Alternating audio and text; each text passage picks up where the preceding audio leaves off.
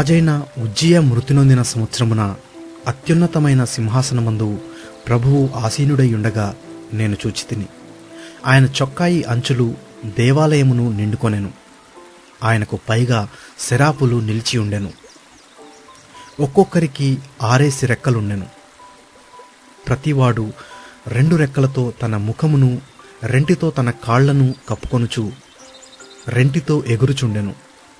వారు సైన్యములకధిపతియగు యెహోవా పరిశుద్ధుడు, పరిశుద్ధుడు, పరిశుద్ధుడు, సర్వలోకము ఆయన మహిమతో నిండియున్నది అని గొప్ప స్వరముతో గాన ప్రతిగానములు చేయుచుండిరి. వారి కంఠస్వరము వలన గడప కమ్ముల పునాదులు కదులుచు మందిరము ధూమము చేత నిండగా నేను, అయ్యో, నేను అపవిత్రమైన పెదవులు గలవాడను, అపవిత్రమైన పెదవులు గల జనుల మధ్యను నివసించువాడను, నేను నశించి తిని. రాజును సైన్యములకు అధిపతియునగు యెహోవాను నేను కన్నులారా చూచితిననుకొంటిని. అప్పుడు ఆ శరాపులలోనొకడు తాను బలిపీఠము మీద నుండి కారుతో తీసిన నిప్పును చేతపట్టుకొని నా యొద్దకు ఎగిరివచ్చి నా నోటికి దాన్ని తగిలించి, ఇది నీ పెదవులకు తగిలెను గనుక నీ పాపమునకు ప్రాయశ్చిత్తమాయను, నీ దోషము తొలగిపోయెను అనెను. అప్పుడు నేను ఎవని పంపెదను, మా నిమిత్తము ఎవడు పోవునని ప్రభువు సెలవీయగా వింటిని.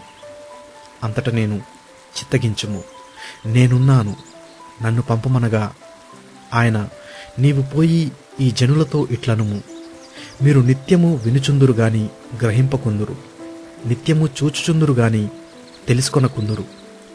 వారు కనులతో చూచి, చెవులతో విని, హృదయముతో గ్రహించి మనస్సు మార్చుకొని స్వస్థత పొందకపోవునట్లు ఈ జనుల హృదయము క్రొవ్వచేసి వారి చెవులు మందపరచి వారి కన్నులు మూయించుమని చెప్పాను.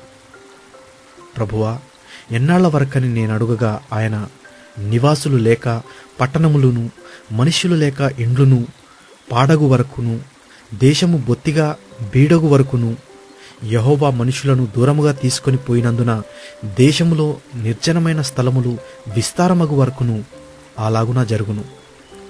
దానిలో 10వ భాగము మాత్రము విడువబడినను అదియును నాశనమగును. సింధూర మస్తికి వృక్షములు నరకబడిన తరువాత అది మిగిలియుండు మొద్దువలే నుండును. అట్టి మొద్దు నుండి పరిశుద్ధమైన చిగురు పుట్టును.